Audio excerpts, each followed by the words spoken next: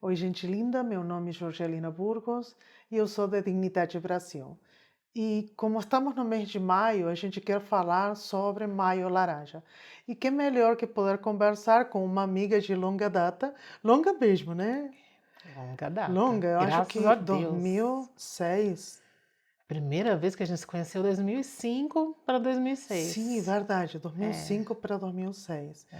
E para falar, o tema principal de Maio Laranja, o combate ao abuso sexual infantil, que vem de encontro com a realidade do tráfico humano também. Andreia, eu gostaria que você se apresente, que você conte quem é você.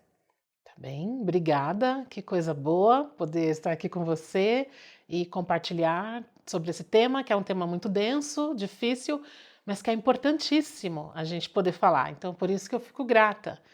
Eu sou Andréa, meu sobrenome é Espírito Santo, é o sobrenome do meu pai.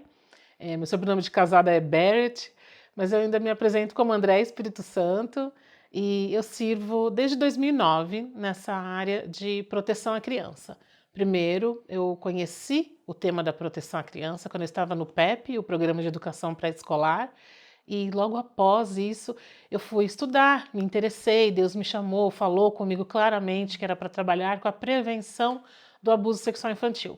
Eu me formei em fisioterapia antes disso, mas eu não tinha nunca na faculdade escutado sobre a proteção das crianças. Numa área que a gente trabalhava com crianças, eu fui para a faculdade e trabalhei com crianças na neuropediatria e nunca soube como eu deveria me comportar para protegê-las e não causar nenhum dano a elas. Para além disso, é a área da saúde, né? Além de ser uma área que toca no corpo, é uma área da saúde, eu focada no trabalho com crianças, então eu ressalto isso, que na minha formação nunca tive esse contato.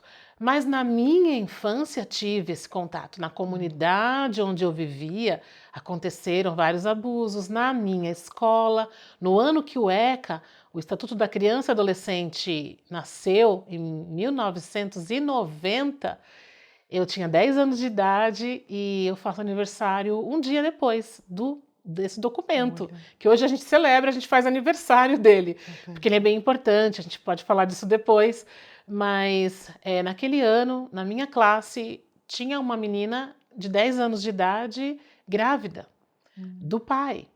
Então, eu convivi muito de perto com o abuso na infância, e aí, quando já no PEP, já servindo as crianças, Deus fala comigo, e a princípio eu falei, mas não sou psicóloga, não trabalho na área de cuidado.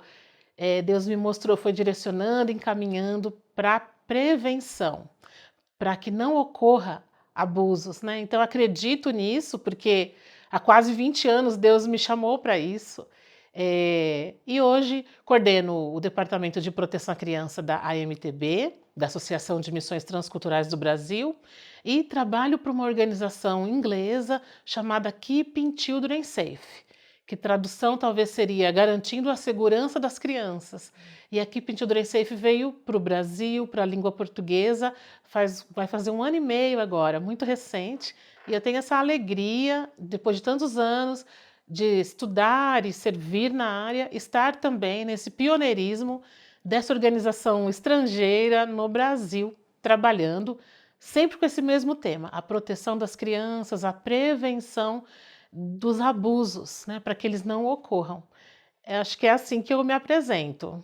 muito bom. Muita história, né? Muita É, coisa verdade, vivida. muitas coisas.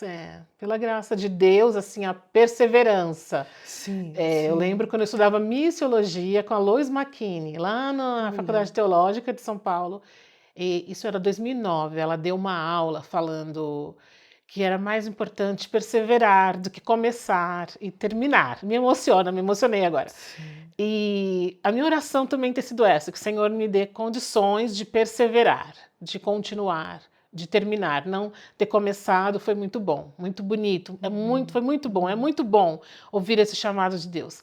Mas é uma área muito densa, você sabe muito bem, Jorgelina, e Sim. como eu estava falando, então perseverar é mais importante. E nessa área tão densa, depois de tantos anos, tantas histórias, A gente precisa se cuidar muito, o autocuidado, né? Sim.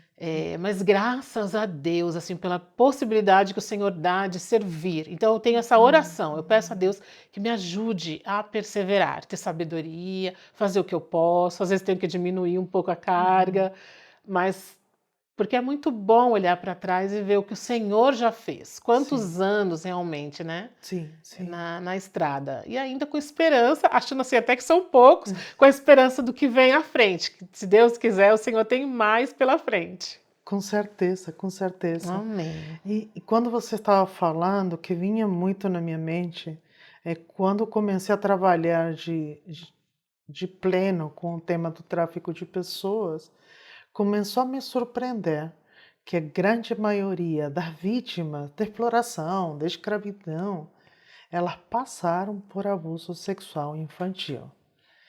E quando você começa a falar com a igreja, com as pessoas, aqueles que do normal do dia a dia, a grande maioria não sabe realmente o que é o abuso sexual. E quais são os números que a gente vê dentro do Brasil. Dentro do teu conhecimento, como que você explicaria para todos o que é o abuso sexual e quais são os números no Brasil? É verdade, você tem toda a razão. Há muitas pessoas vivendo muitas questões na vida adulta, muitos traumas, muitos problemas. E aí, você que trabalha nessa área, Georgelina, que é tão desafiador, eu admiro tanto no combate ao tráfico de pessoas, ao tráfico para fins sexuais. Um grande número, é a maioria, né? A grande maioria vivenciaram o abuso na infância. Outros temas paralelos ou que estão juntos, assim, são muitos temas assim que eu poderia citar, não vou me delongar nisso, mas outras áreas de atuação também a gente vê o quanto de pessoas, de crianças foram abusadas e resultou naquelas questões da vida adulta. Então, o abuso sexual que acontece na infância, ele invade a sexualidade da criança. Não é momento para a criança ter nenhuma vivência sexual, mas o abuso é toda vez que um adulto ou uma pessoa mais velha que aquela criança invade a sua sexualidade. E isso pode ocorrer de diversas formas. Pode ocorrer com contato físico, mas também sem contato físico. O abuso sexual, ele não ocorre apenas quando há penetração, quando há um relacionamento, quando os corpos estão juntos, né? Isso também, mas o abuso sexual, ele pode ser sem contato, quando há o voyeurismo. Uma pessoa adulta quer olhar para uma criança nua para ter gratificação sexual. Porque também o abuso é sempre isso, é uma pessoa adulta, uma pessoa mais velha, que ela quer ter uma gratificação sexual. E algumas vezes essa gratificação sexual não é simplesmente para o prazer sexual, mas pode ser por poder, pelo uso do poder que exerce naquela dinâmica ali com uma criança, que não faria, que não teria com a pessoa que é adulta, da mesma maneira. Então, sem contato, essa pessoa que olha com esse desejo da gratificação sexual para o corpo dessa criança, pode ser espiando, né? Às vezes a gente ouve essas histórias verdadeiras das crianças, das adolescentes, que alguém estava espiando pela porta, pela fechadura, por uma janela, por um espaço. Hoje isso vai agravando muito com a internet, com todas as questões de assédio e que vai aliciando essa criança, adolescente também, para que mande fotos, né, nua, do seu corpo.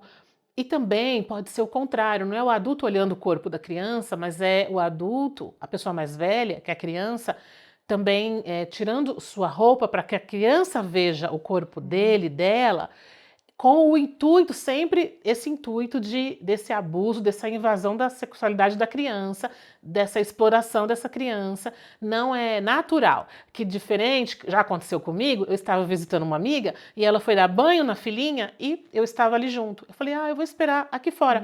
Mas a porta estava aberta, ela começou a tirar a roupinha da menina antes de eu me manifestar. Então não existia nenhum interesse ali de ver essa criança, Uhum. e nem quando também algumas vezes já aconteceu da gente estar se trocando alguma coisa assim e ter no mesmo espaço uma menina e ela vê a gente tirando uma blusa e colocando outra. Eu não tenho filhos, então não é um costume, uma questão que eu estou lidando dia a dia, mas estou dando um exemplo aqui porque isso acontece. Não é disso que eu estou falando. Estou falando de intencionalidade desse adulto que quer acostumar essa criança, dessensibilizar os olhos dessa criança para que ela o veja nu e isso seja normal, enquanto não é. E com o propósito, com esse objetivo. Então a gente poderia falar de vários aspectos aí desse abuso que não tem toque. E também não vou poder deixar de mencionar os verbais, os abusos verbais, as conversas, conversas até por WhatsApp, por aplicativos, conversas na internet, conversas pessoalmente, de cunho sexual, verbalizando, falando, invadindo, sempre invadindo essa sexualidade da criança. E aí, claro, o abuso com contato, o contato físico, com o toque físico, que pode chegar até a finalização disso, mas pode também ser anterior, porque no imaginário popular, às vezes a gente, quando não ocorreu um ato sexual, então, ok, isso não foi abuso. Mas antes disso, existe sim esse abuso e ele pode trazer um prazer para a criança, porque desde a criança todos nós temos uma sexualidade, mas a sexualidade infantil ela é a da brincadeira, a do sorrir, a do se divertir, ela é uma sexualidade diferente do que a nossa ideia de adultos. Nós adultos temos um repertório que se fala sexualidade, o que significa. Na vida infantil isso é uma outra coisa, né? Então, mas só que as crianças elas podem ser tocadas indevidamente, o abuso é sempre um toque indevido e que pode também estimular essa criança. Então ela pode sentir algum prazer e aí depois é que quando ela descobre que aquilo não era normal, aí vem uma culpa e uma vergonha que não é dela. Não foi culpa dela, não é culpa dela, não é culpa da vítima, não é culpa de quem achava que aquilo era bom, porque a pessoa mais velha, a pessoa adulta, ela sabia e fez com que essa criança se sentisse assim. Então depois a criança se sente culpada, inclusive confusa, eu ia usar a palavra confusa agora, confusa, e aí nosso papel de educadores, de facilitadores, de pessoas prevenindo e cuidando dessa infância é ajudar também essas crianças que em algum momento percebem o que vivenciaram e se sentem confusas e tirar mesmo essa confusão, essa culpa, essa vergonha não existe, porque não é culpa, não é responsabilidade dela. Isso faz parte desse aliciamento, desse jogo sexual com essa pessoa adulta e mais velha, que aprende a fazer isso para a sua própria gratificação sexual e que então manipula de todas as maneiras, né, essa criança. Acho que é bem estendido isso que eu estou falando, assim, o que é o abuso sexual infantil, mas é para a gente perceber mesmo que tem várias facetas, né? E ele pode ser dentro da família, que é o mais comum, mas ele também pode ser fora da família, na maior parte das vezes, mais de 90%, com pessoas conhecidas das crianças. Conhecida daquela família, conhecida daquela criança, sabe o nome da criança, a criança sabe o nome dessa pessoa adulta.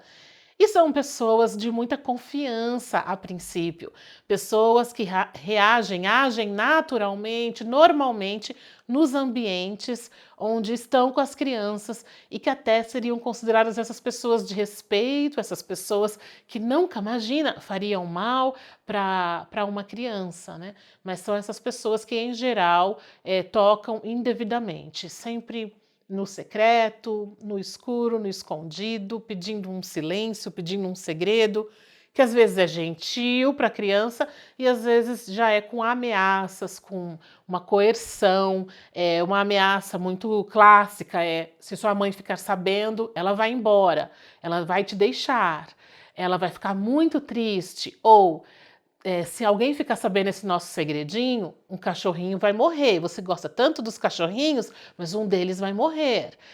Então, isso já é ameaça, gente. Aí tem ameaças muito piores que essa, né? Muito mais de coerção do que essa, mas essa também é.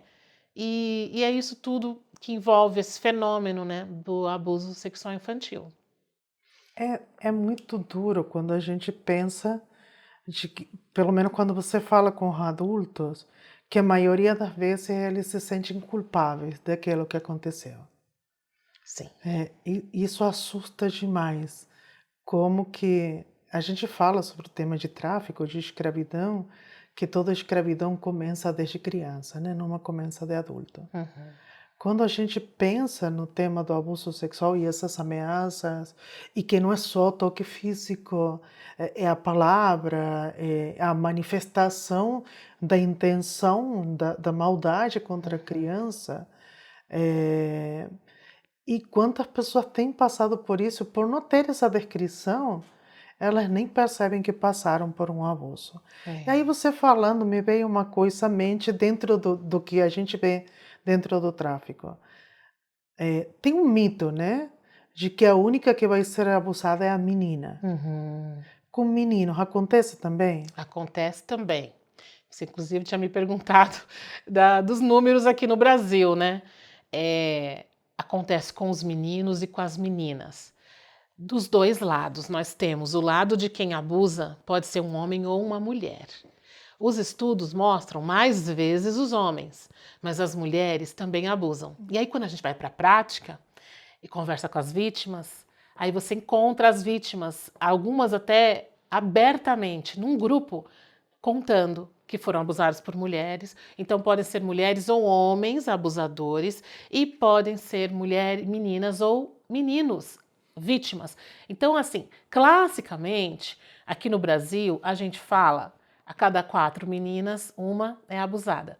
E os meninos, a gente fala a cada 5 ou 6 meninos, um é abusado.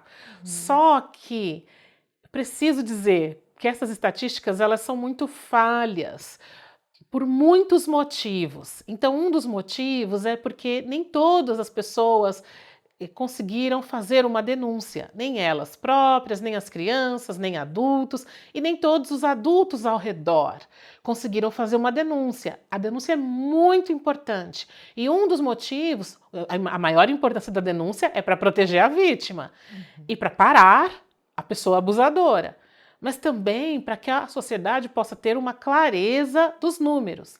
Com os meninos, acontece ainda mais difícil, porque existe toda uma questão de cultural, ainda mais no nosso país, se isso não seria uma iniciação sexual aceita, se isso não é normal, se isso desonraria esse menino ele falar que ele vivenciou um toque que foi inapropriado. Sempre os abusos são toques inapropriados, porque toques apropriados, o abraço que alguém dá em público, uma ajuda, um consolo que alguém faz em público, é um toque apropriado para um momento importante para essa criança, desejado pela criança, inclusive, um abraço desejado por uma criança, não o adulto que começa, é a criança que quer um abraço e a gente devolve em público. Um carinho bom, é um carinho que todo mundo pode ver, todo mundo pode saber. E as crianças podem dar e receber se quiserem, né? Quando a gente ensina as crianças, a gente fala assim. Agora, muito diferente de um que é escondido, isolado, que a gente já até citou aqui, etc. Com os meninos tem muito essa confusão e esses mitos e essa questão cultural. A gente teve há alguns anos um escândalo muito grande, onde minha família mora agora, em São Bernardo do Campo, com a ginástica olímpica masculina do Brasil, Lembro. né? E alguns meninos, hoje adultos, homens, tive contato com alguns deles e eles demoraram a conseguir falar. E uma das questões é que na adolescência, alguns deles, hoje está bem mais aberto, eles são adultos, eles contam suas histórias, não todos, mas alguns deles. Mas o que aconteceu com alguns dos adolescentes, quando eram adolescentes, é que eles, primeiro, tiveram muita dúvida se aquilo era errado ou não. E segundo, que era do líder, era do técnico, né? Então tem toda essa questão do poder, essa desigualdade de poder. É abuso também toda vez que há uma desigualdade de poder. Então os meninos, sim, sofrem abuso e a gente precisa ajudar as famílias, os meninos, né, a compreenderem a privacidade do corpo deles e quando é abuso. Sim, esse direito, né? Esse direito. Que deve ser respeitado.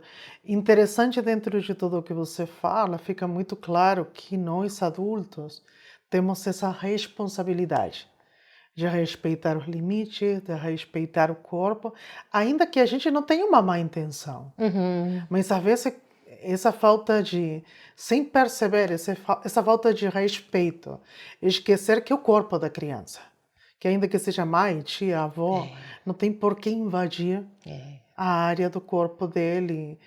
Não é frescura isso de pedir permissão para limpar o nariz, ou coisa pelo estilo, é parte do respeito. Mas a parte do adulto, acho que é uma coisa que ficou muito claro. E aí que vem uma das dúvidas. Legal, nós adultos defendemos, protegemos, mas a criança, ela pode ser ensinada a ela mesma a se proteger? Pode. É muito importante ensinar a criança, acho que a minha maior alegria, na verdade, é ensinar as crianças a se protegerem, a acreditar que as crianças elas têm condições, capacidade total para se protegerem. Eu tenho algumas histórias assim, e desde pequenas, muito pequenas, e que é a melhor. Quando a gente fala de uma teoria muito estudada fora do Brasil, até no Brasil também, teoria de Finkelhor, que fala de 4 fases, 4 barreiras que precisam acontecer, ser passadas, puladas, para que aconteça um abuso. Então vão ter barreiras que só fala da pessoa abusadora, que é ela que vai ter que decidir ou não, se ela quer ou não continuar aliciando e abusando, mas tem as barreiras externas, que não são da pessoa, que está mal intencionada, mas sim as barreiras da comunidade, as barreiras que a família, a comunidade, os lugares que a criança frequenta podem pôr. E a última barreira é a barreira da resistência da criança. Mas a resistência da criança não é responsabilidade da criança. Porém, quando essa criança ela sabe que o corpo dela é só dela e que ninguém pode tocar, ela aprende que ela pode, que ela deve dizer não. Às vezes, uma mínima resistência da criança, ela já faz com que essa pessoa abusadora se afaste. Um exemplo, existem aqueles, vou até explicar melhor isso, existem aqueles que, independente de qualquer resistência, eles vão continuar. Mas existem aquelas situações que a criança era uma noite, estava no escuro, entrou naquele quarto ou foi até aquela cama tocar a criança. A criança se movimentou, a pessoa já sai, desistiu, ficou assustado, ficou preocupado. Existem essas histórias verdadeiras de que aconteceu isso, né? E isso às vezes livrou a criança. Mas em muitos outros casos não, eu sei. Mas quando a criança ela diz não, ela entende que aquilo não pode ser feito com uma pessoa mais velha, uma criança maior, um adolescente ou um adulto, é a última barreira que poderia, para essa pessoa que não pensou, não aceitou nenhum limite, e ela foi em tudo que eram barreiras anteriores, a última ali só está ela e a criança. E existe essa barreira. Eu assisti há muitos anos atrás uma entrevista da Oprah lá nos Estados Unidos, tiraram da prisão, levaram ao programa. Existem esses que contribuem de alguma maneira, um pouco, com a causa, mesmo eles estando presos e eles tendo todo a ficha e na sociedade, né? Lá tem os aplicativos que mostram, né, os agressores sexuais na sua região, no seu bairro, onde você mora. Então, mesmo eles tendo tudo isso, alguns deles contribuem de alguma maneira. E ela levou esses abusadores ao programa, na televisão, e ela fez essa pergunta para 4 deles. Se a criança tivesse contado para alguém, feito algo, dito não, 3 deles disseram, eu não faria. Um desses 3, inclusive, disse, eu estou preso porque a minha criança fez isso. E eu tenho orgulho da minha criança que fez isso e por isso eu estou preso. Somente um deles, que é bem assim, sangue frio. Assim, a gente tem que ter um pouco de sangue frio para poder assistir aquilo, né? Eu tô reportando para vocês Sim. assim, desculpa, né? É, mas aí um deles falou que não, ele iria, ele continuaria. Mas os outros três, ela, uma pergunta muito técnica, ela fez porque conhece o assunto, ela que também foi uma vítima, uma sobrevivente, e trabalha, levanta também essa bandeira, né? Como tantas outras pessoas, né? Então, ela fez uma pergunta muito importante. Então, as crianças, ensinar as crianças a se protegerem é uma ferramenta muito grande para as crianças, em qualquer lugar onde elas estejam, que elas tenham a possibilidade. A maldade, a responsabilidade de um abuso não é delas, não é da criança, não é da vítima, não é. A responsabilidade é total dessa pessoa mais velha, é adulta. Então, aqui nós estamos falando de ferramentas, né? De um conjunto de ferramentas para trabalhar nesse nosso mundo, nesse mundo caído que a gente vive. E um desses conjuntos de ferramentas é essa criança saber: meu corpo é só meu. Existem as partes íntimas que ninguém pode tocar, nem por cima da minha roupa e nem por baixo da minha roupa. E eu também não posso ver na internet, ver uma foto, ver ninguém sem roupa, as suas partes íntimas à mostra. E se acontecer? Então, se acontecer, eu digo não, eu não deixo, eu conto, mesmo se parecer que existe uma ameaça, que alguém vai ser prejudicado, não será. Você pode contar, e aí a criança aprende isso com ferramentas de brincadeiras, de jogos, com ferramentas lúdicas, com canções. Eu ouvi essa semana uma canção tão bonita que a gente vai divulgar também agora no maio na MTB, no Instagram da MTB, e a cançãozinha cantada por uma criança, e dizendo sobre o corpo dela, que é só dela. Tem várias canções, tem várias histórias, graças a Deus, assim, muita gente inspirada, trabalhando, escrevendo histórias, escrevendo jogos, atividades, para fazer com as crianças, para falar, comunicar essa mensagem de maneira simples e lúdica, agradável para a criança. E que não é vamos falar de abuso sexual, não é isso. E não vamos colocar a criança sentada e não vamos colocar a criança para assistir esse vídeo, não é assim.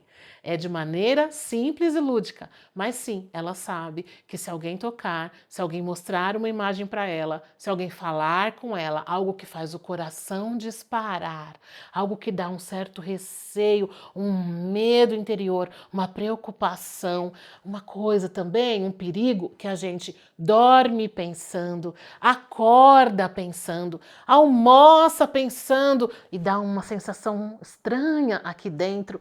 Qualquer uma dessas situações no nosso corpo, ou porque fizeram algo que a gente está nomeando aqui, é para contar, pedir ajuda, contar até alguém poder ajudar. Às vezes contou para a avó e a avó não conseguiu ajudar. Ela é tão querida, mas ela não conseguiu ajudar. Então a gente vai contar para quem mais? Aí a gente faz atividades com as crianças, que os bonecos, a história com a outra pessoa, uma fantasia, uma suposição de uma fala que não é de abuso, mas uma fala que precisou pedir ajuda. Estava triste, estava preocupada, o coração estava acelerado, não dormia, não comia. E aí contou para a avó, aí contou para o vô, contou para a mãe, mas ninguém estava conseguindo ajudar. Conta para mais quem? E é muito gostoso, as crianças respondem, conta para a professora, conta para o pastor, conta para os vizinhos, conta para os amiguinhos, para os primos. Eles vão dando um elenco. Só uma vez, uma criança, eu falei assim, e no médico a gente pode contar, e para a enfermeira. Aí uma criança no meio de várias falou assim, para a enfermeira eu não conto não. Eu me surpreendi. Eu falei, por quê? Tinha que me sair, né? Tinha que conseguir encontrar uma saída. Aí a criança, porque ela pode dar injeção. Aí eu falei, ai, pensei, né? Esses pais que devem ensinar tudo que fizer de errado, qualquer coisa, eu vou te levar para injeção. Isso daí já me deu trabalho, hein, gente? Na área da proteção. Não fica ameaçando as crianças com injeção, não. Aí tive que dizer não, mas nesse caso não vai ter injeção. Vai ter injeção para a pessoa que fez mal, que fez errado, contra uma criança. Porque a gente sempre tem um boneco ou uma personagem, um personagem, né? Então, fala o nome daquele personagem da história, né? Essa criança, esse personagem, não vai ser maltratado. Só vai receber uma punição quem fez algo contra a criança. E a enfermeira vai ajudar. E aí a gente vai ampliando para toda a rede de proteção, para todas as pessoas que a criança também entende que ela pode pedir ajuda. E tem dinâmicas para fazer em casa, para fazer na igreja, para fazer na escola, com elencar as pessoas que a gente pede ajuda e escrever cartinhas para elas, dizer assim: você é uma pessoa que eu escolho, que eu escolhi, que se eu tiver um problema, eu quero a sua ajuda. Não existe um problema e a gente não está falando só de abuso, mas a gente está ajudando as crianças a entenderem quando elas passam por essas questões, para quem elas podem pedir ajuda. Porque às vezes a primeira pessoa, por quê que eu inventei de dizer que a avó não ajudou? Porque é repetitivo isso, né? Que às vezes a primeira, a segunda, a terceira pessoa que a criança conta, infelizmente. Então a avó, algumas vezes, dentro da família, intrafamiliar, a criança conta para alguém e essa pessoa diz: não fala mais disso com ninguém. Não é incomum, né? Por isso que a gente insiste para as crianças para dizer que é para contar até alguém ajudar. Então, é muito valioso. E como eu falei para vocês, eu tenho histórias de várias crianças, desde crianças pequenas, a partir dos 3 anos de idade, que elas puderam expressar claramente que elas estavam compreendendo como elas se saem dessa questão, das questões de desproteção, né? Então, é muito importante os adultos saberem e protegerem, Sim, ensinarem, sim, mas as crianças também conseguirem aprender a se sim, sim. proteger, a saber o seu corpo é seu, a importância, o valor do seu corpo. E acho interessante você falar de um caminho de fuga para quando o problema, se ele chegar a aparecer, conhecer direitos, né? Que eu acho que todos nós, em qualquer âmbito que a gente se movimenta, precisa conhecer os direitos. Eu lembro, no princípio que eu cheguei no Brasil, precisava abrir conta de banco, precisava fazer CPF, eu precisei conhecer os direitos que eu tinha como estrangeira. Porque senão, com certeza que, por exemplo, o primeiro banco que eu fui, eles não sabiam que eu tinha direito só com o CPF para abrir uma conta. Olha. Então, como estrangeiro, eu precisava conhecer meus direitos. Naquele tempo era folha impressa, levar a folha e mostrar que esse é meu direito precisava ser cumprido, né? Então, você ensinar os direitos da criança, e aquilo que você marcou muito importante, o fato dele conhecer os direitos e lutar por ele, porque ele tem essa força e essa autoridade para lutar, não tira a responsabilidade que é única do abusador. Então, isso é muito importante para ter em conta. E aí eu sempre brinco com quem conhece meu trabalho e o teu, que se você chega a tempo, eu não tenho trabalho. Isso. Porque tudo que a gente recebe, o sobrevivente que a gente recebe, já passaram por tudo. E aí que eu queria te perguntar, que essa parte é mais triste, né? Quando a gente avisou e não aconteceu nada, e o abusador vai preso e tudo isso, é toda uma alegria.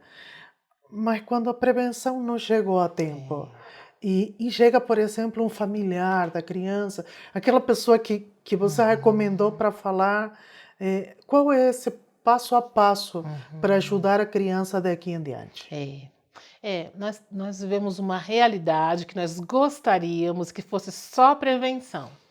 Não é, né? A verdade é o contrário. A gente tem muito trabalho na prevenção, e aí para poder tentar ajudar que não haja o pós-abuso.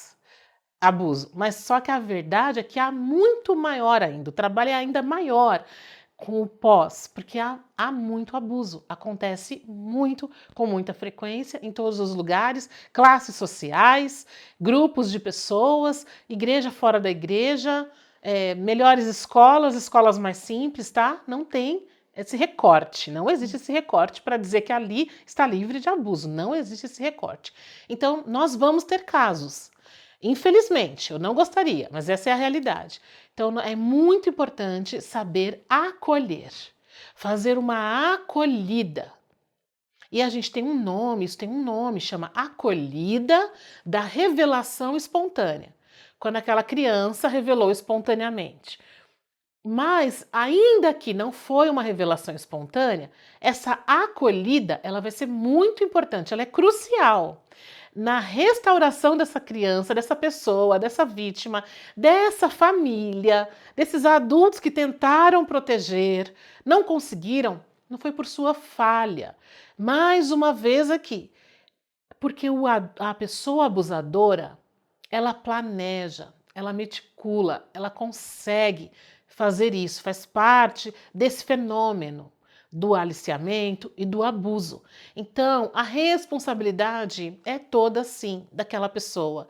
Ainda que seja um adolescente, uma criança mais velha, que a gente vai tratar diferente e que a gente vai olhar por que está acontecendo isso, de ter abusado de uma criança menor, tá? Porque ela também é uma vítima, mas ainda que seja assim, ela, vamos supor que tenha visto os vídeos de pornografia, tenha ficado impactada e aí ela vai reproduzir. Vamos dizer que seja isso, né? Uma criança mais velha ou um adolescente, eu tô querendo supor assim, que ela também precisa dos cuidados, mas ela teve esse momento de planejar, ainda que não com repertório adulto, não com consciência do que estava fazendo, mas ela sabe, esse momento eu posso, esse momento eu tô vendo meu irmãozinho, minha irmãzinha sem roupa, chuveiro, banho, cama, dormir, etc. Então, sempre a responsabilidade, guardadas as devidas proporções, é daquele que cometeu o ato. Não é da gente, dos que estão ao redor, tentando proteger e não conseguiram.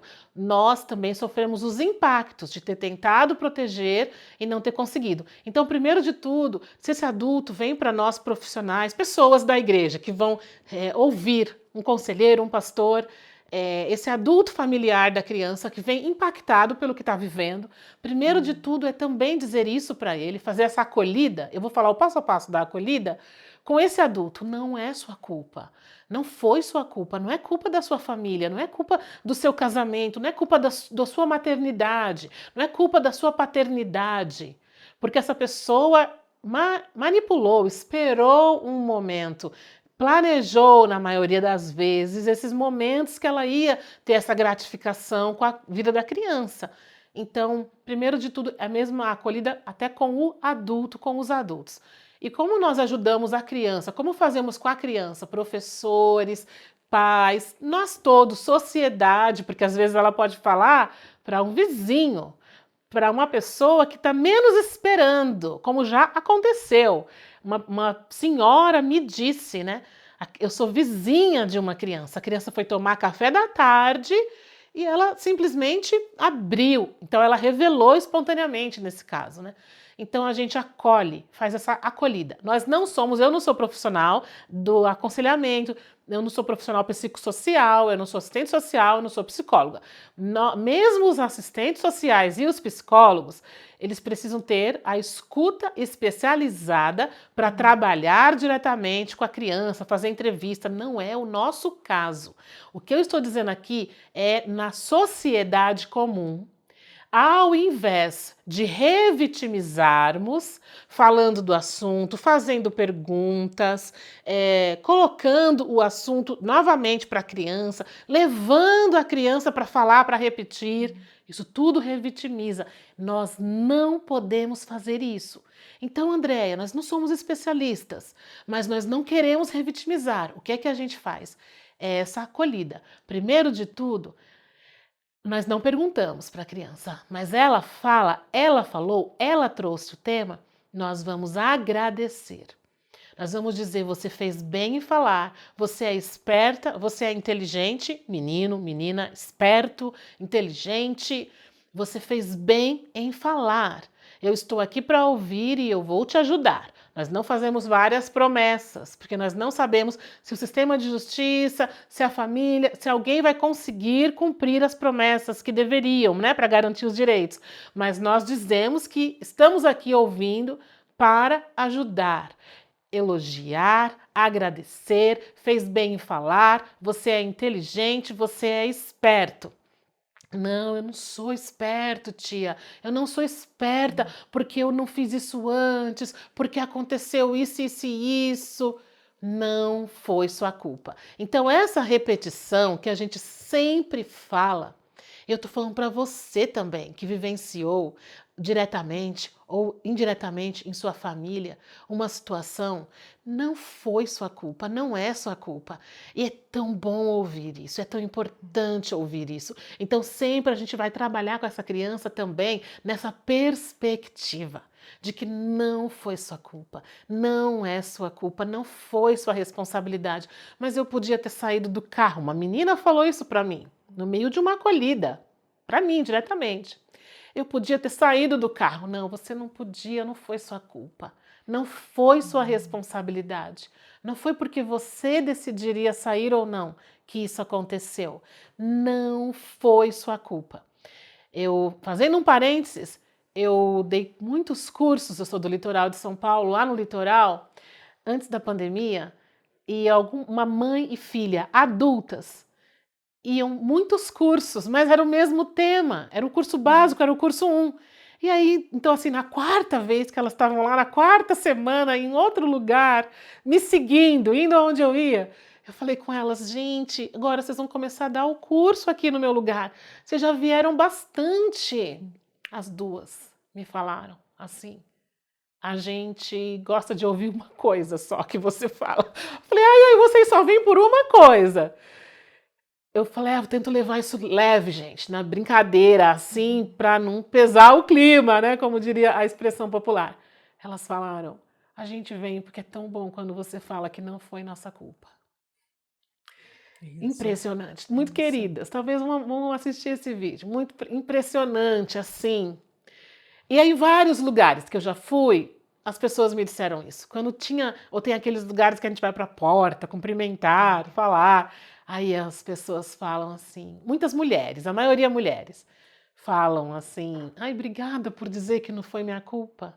É a maneira também delas dizerem assim, rapidamente, ali naquela fila de cumprimentos. Eu também passei por isso. Então, várias vezes aconteceu isso. Às vezes eu estou comendo, é lugar que tem comida, chá da tarde, depois de um evento, de ter falado, dado aula. Eu gosto, né? Gosto de sentar na mesa também. Aí alguém vem e fala, eu não quero te incomodar enquanto você está comendo, mas eu só queria dizer uma coisa. Obrigada por dizer que não é culpa da vítima. É muito recorrente. Então, assim, é muito importante dizer isso, nesse passo a passo, que não é culpa dela, não foi culpa dela, dele, da criança, da adolescente, do adolescente, aquilo que vivenciou. E aí precisa dizer também com quem vai falar, né? Eu vou falar com o fulano, com a ciclana, com uma pessoa de uma hierarquia mais alta. Eu vou falar com a nossa diretora da escola para ela nos ajudar. Então você diz quem você vai falar, não é a criança que fala. Não leve a criança para nenhum lugar para contar a sua história, para ninguém. Vamos na diretoria, vamos falar para o seu pai, vamos contar para o pastor. Não. Você ficou sabendo, você ouviu da criança ou não, não é mais para falar com a criança sobre isso. Fez essa acolhida, elogiou oportunamente, se você pode fazer isso, não é para voltar ao assunto depois. Deixa a criança ser cuidada pelos profissionais, pelas pessoas que estão ali preparadas para fazer isso. E o nosso agir também com as crianças é natural, é normal. Um pastor me ligou uma vez e disse assim, nós estamos com um problema. A criança sofreu um abuso, o pai está preso na nossa comunidade, mas o problema não é esse no momento aqui, Andréia. O meu problema aqui nesse momento é porque as pessoas da igreja olham para a criança com um olhar de muita pena. As pessoas param a criança e começam a fazer perguntas que parecem muito bonitas, muito boazinhas, muito inofensivas, mas estão maltratando a criança. Você acha que eu posso falar de púlpito sobre isso? Falei, faça isso, o senhor tá com muita clareza. E não faça isso em frente da criança, nem de sua família, e nem para causar mais questões. Mas coloque as pessoas no lugar dizendo, gente, tratar igual, com dignidade, com amor, com respeito, que a gente trata todas as crianças, e não fazer fofoca, e não parar a criança no meio do caminho e dizer: conta pra mim, você agora tá bem? Você tá sentindo alguma coisa? Porque as pessoas parecem muito boazinhas, mas elas estão bem enganadas de fazer esse tipo de abordagem, né? Então, a gente não revitimiza, a gente acolhe, a gente sempre lembra para nós e para elas que não foi culpa delas e também nunca coloque de frente da pessoa acusada. Nunca coloque de frente do acusado e nunca duvide. Nunca duvide. Você não é investigador e nem eu. E nós não estamos aqui para dizer se a pessoa está certa, errada, se ela é uma abusadora ou não. Isso é a justiça que vai dizer. Nós estamos aqui para proteger as crianças e para afastá-la dos acusados, porque sim, é importante afastar essa criança e nunca deixe a criança entender que está duvidando. Ah, não sei, não sei não se isso aconteceu mesmo ou não. Nunca faça isso. Ele é muito respeitado, essa pessoa é muito famosa, essa pessoa é muito querida. Será que você não entendeu errado? Nunca faça isso. Assim também como nunca desvalide o que a criança falou. Não faça perguntas fechadas. Foi ali, foi aqui, foi quantas vezes, doeu, sangrou. Não faça perguntas para a criança. Deixa a criança falar simplesmente o que ela quiser, quando ela quiser falar. Seja uma pessoa que ela sabe que ela pode falar quando ela quiser, mas não queira também invadir, tratar, passar dos seus limites. Você não é esse profissional. E nunca deixe a criança achando que você está duvidando. Da mesma maneira também que não é para a gente falar para a criança, falar abertamente na família, que foi uma monstruosidade. Eu estava numa cidade com pessoas da prefeitura e uma pessoa chorava, chorava, chorava. E claro, eu também choro, né? Quase estou chorando aqui, me emociona, a gente se emociona. Então tudo bem. Só que quando terminou, ela levantou a mão e falou assim: ah, eu queria falar, a gente veio porque a gente passou um caso, né, aqui na escola. Depois descobriu que foi a família, mas a família acusou que foi a escola. É sempre muito denso, né, gente? E aí, só que aí ela, bem alterada, bem emocionada, ela disse: foi uma monstruosidade, foi uma monstruosidade. Depois eu fiquei muito tempo conversando com eles. Aí eu soube que essa mesma pessoa que estava chorando e falando muitas vezes para mim ali, para nós ali, todos que estavam ali, ela também foi a pessoa que foi a porta-voz, que falou isso na imprensa, que falou, era uma cidade pequena, que falou isso perto da família, perto da criança. Então, assim, monstruosidade é incompatível com a vida. Então, já aconteceu uma coisa tão difícil com essa criança, não é momento da gente ressaltar que foi um monstro, que foi uma coisa, uma atrocidade. Porque o nosso sentimento é esse, eu sei, eu acolhi aquela pessoa, aquela profissional. Só que isso daí a família também está interiorizando, a criança também está interiorizando que ela viveu uma monstruosidade. E a monstruosidade ela é incompatível com a vida. Então a nossa preocupação aqui é de quantas vítimas não conseguem ir para a restauração. Não encontram a dignidade, não encontram um lugar onde poderiam encontrar gente preparada para cuidar. E enquanto isso, elas estão vivendo esses dilemas, sabendo que o que ela viveu foi uma monstruosidade, foi incompatível com a vida.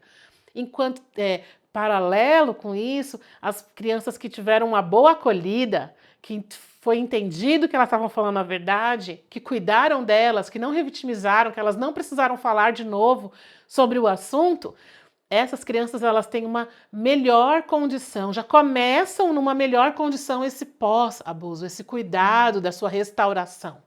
E aí toda a restauração que leva uma vida inteira, mas ela é feita, ela pode ser feita, ela é feita e nós temos esse presente que Deus dá, apesar desse mundo mal e caído, que é essa resiliência, que é esse presente que Deus dá para nós, que a gente passou por várias coisas tão difíceis e a gente consegue continuar vivendo e ter saúde, saúde emocional, saúde espiritual, saúde física, ser restaurado. Então não é incompatível com a vida. Mas quando a gente está tratando tudo isso, é muito delicado e doloroso, é mesmo. Então a gente às vezes se altera e fala algumas coisas que poderiam prejudicar mais, né, a situação, ao invés de ajudar.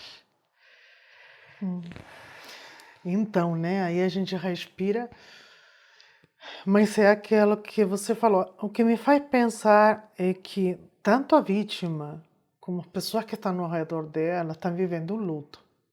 Como É, essa mulher que você está falando, ela estava vivendo o luto dela. Mas a gente não tem como esquecer de que o principal luto é da criança. Vai ter a mãe, vai ter o pai, vai muito ter os bom. tios, os irmãos, quem seja que esteja por perto. Mas o foco de toda a atenção é a criança.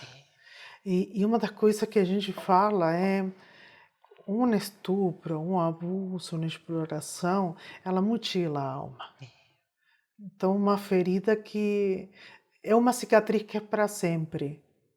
Por isso que tem que ser tratado com tanto cuidado, para que Tanto fique zelo. com muito, muito, muito, muito claro que a vítima não tem culpa nenhuma.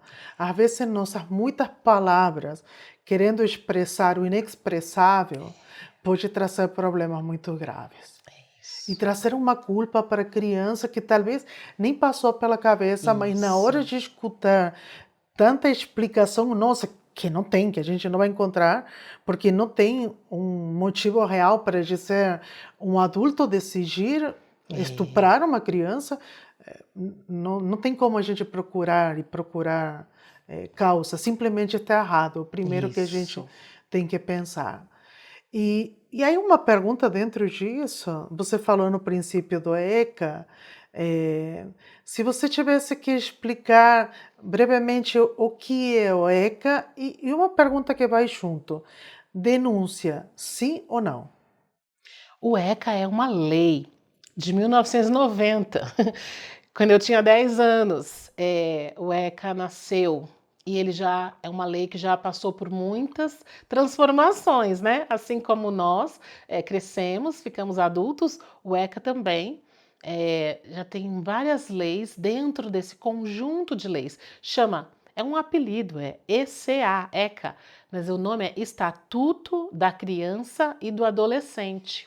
Então, é um conjunto de leis baseadas em leis internacionais. E aqui faço até um parênteses: muitas leis elas são oriundas da cultura judaico-cristã.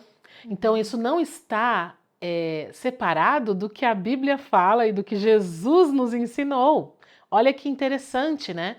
Porque parece que às vezes a gente coloca uma lei como uma coisa humana dos homens, uma coisa que não sei não se isso foi feito bem feito, foi feito baseado em muita gente, em muito lugar, em muitas culturas.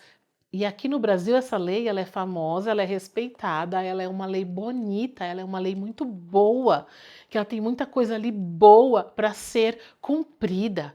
Eu estava na Ásia estudando, a minha professora asiática, doutora em infância, ela disse assim: "Ah, brasileira, você vai falar da sua lei na semana que vem, na aula".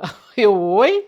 Aí ela disse: "Vocês têm uma lei para a infância que é muito boa". Aí eu falei: "Ah, ela tá falando do ECA". Aí eu falei: "Falo. Sim, vou me preparar, vou falar". Que ela falando de legislação no mundo inteiro. Então nós temos essa lei que é para seguir essas diretrizes, para ajudar as crianças e adolescentes a serem protegidos. Estão numa fase particular, peculiar da vida, do desenvolvimento, do crescimento, que precisam de certos cuidados.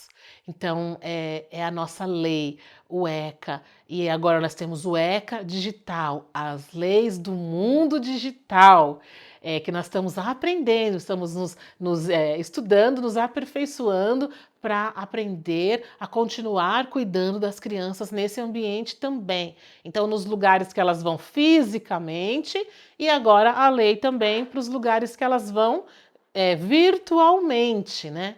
E aí, dentro dessa lei, tão bonita, tão boa, tão bem feita do nosso país, a denúncia está ali dentro. A denúncia sempre precisa ser feita. Sabe que na minha entrevista de emprego na Keeping Children Safe fizeram essa pergunta. Olha, Denúncia, você é a favor ou contra? Era uma pegadinha, hein? Se os meus chefes claro. estiverem vendo aqui. Era uma pegadinha, né? E também eles simularam algumas situações e eles estavam falando do Brasil, porque eu ia trabalhar para o Brasil. Eles falaram as situações no Brasil, o sistema de justiça muito falho, com muitas questões, a questão dos policiais, do policiamento no Brasil, que no mundo inteiro sabem algumas das nossas questões difíceis aqui. A denúncia sempre precisa ser feita. Nem sempre quem denunciou ou protegendo a criança vai realmente ser protegida, lamentavelmente. Mas a denúncia nós sempre temos que fazer. Não de qualquer maneira. Precisamos estudar, elaborar, entender como é que fazemos. Mas precisamos fazer e fazer logo. Então nosso país, há muitos anos, há quase 30 anos, mais de 20 anos, nosso país, nós temos o Disque 100, que é uma denúncia anônima, 24 horas por dia, 7 dias por semana, que você liga anonimamente, se você não pode dizer seu nome, e para sua preservação e do próprio caso em si. Então você liga 100, faz esse teste. Eu já liguei para poder fazer um teste, eu já ensinei todos os meus alunos, todo mundo que fez curso comigo, a ligar para fazer o teste, aprender a fazer uma denúncia, porque vai ter perguntas, vai perguntar seu nome, mas você vai dizer, eu vou fazê-la anonimamente. E aí, quando você faz uma denúncia anônima, precisa também ponderar, pensar, o que eu vou dizer? Então, você não vai falar nada que te incrimine, é a minha vizinha. Aí dá o endereço da vizinha, então vai estar lá escrito, é a vizinha que fez a denúncia. Porque, infelizmente, profissionais mal preparados, que pode bater na sua porta, bater na porta da criança, que pode falar com o agressor e dizer, olha, tem aqui uma denúncia, e tem aqui a vizinha fez uma denúncia. Infelizmente, isso pode acontecer. Infelizmente, gente. Mas a denúncia, ela, primeiro de tudo, ela protege a vítima. A vítima, ela tem o direito de ser encaminhada para um serviço, né, em cada cidade, um serviço especializado, que às vezes tem uma fila, às vezes não funciona, mas a gente não pode generalizar e colocar essas barreiras, essas desculpas, como a questão da denúncia, de não fazer a denúncia. Então a denúncia protege essa vítima porque encaminha essa vítima para um serviço e a denúncia para a pessoa abusadora. Quando a pessoa abusadora também recebe essa notificação, sabe que está sendo processada por algum motivo, esse é um dos momentos que para essa pessoa, porque ela está cometendo abuso com várias crianças, né? E em casos de que a denúncia que a gente fez não surtiu o efeito que a gente queria, nós ligamos de novo. No Disque 100 a gente tem protocolo, número da denúncia. Então a gente liga de novo, a gente acompanha pelo protocolo e, para além disso, Ministério Público.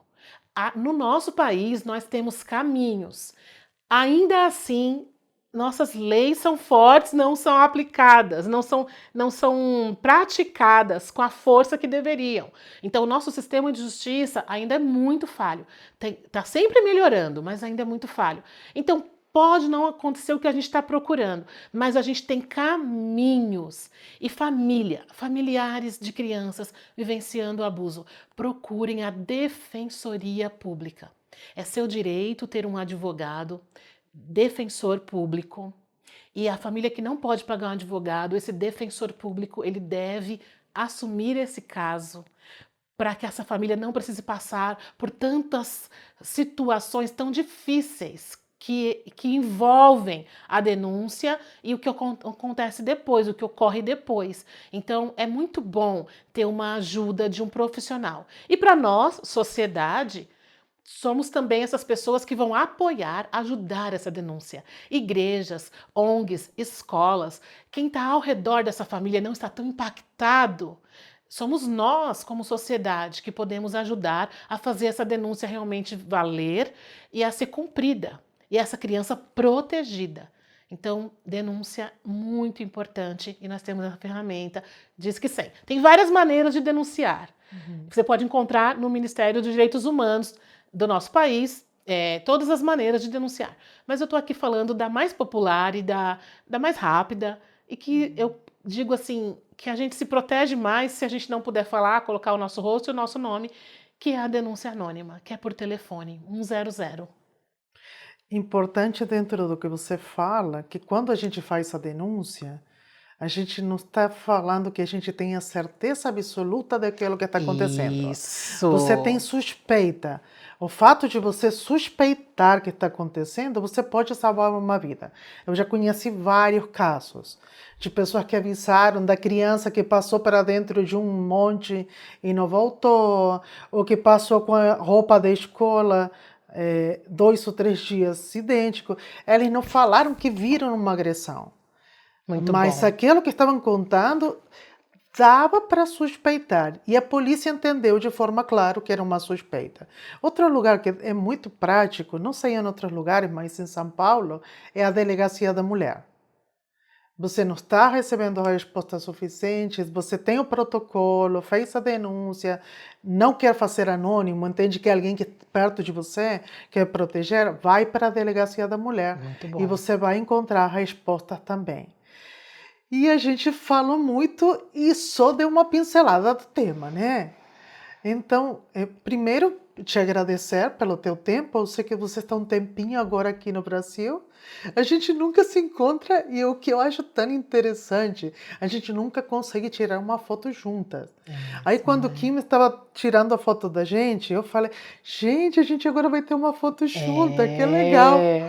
É. Mas porque a gente falou de coisas muito pesadas. E aí, Uhum. dentro das palavras finais, eu queria que você me falasse, olhando para trás, tanta gente que você deu aula, tantas histórias que você escutou, o teu trabalho vale a pena?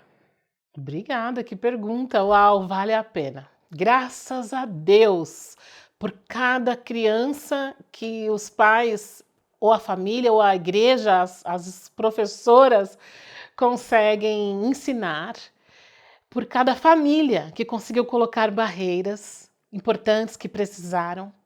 Graças a Deus, por cada profissional, encontrei muitos professores, muitas psicólogas, muitos assistentes sociais, gente que até hoje me manda mensagem e que aproveita alguma parte de alguma técnica, de algum material para também usar no seu trabalho.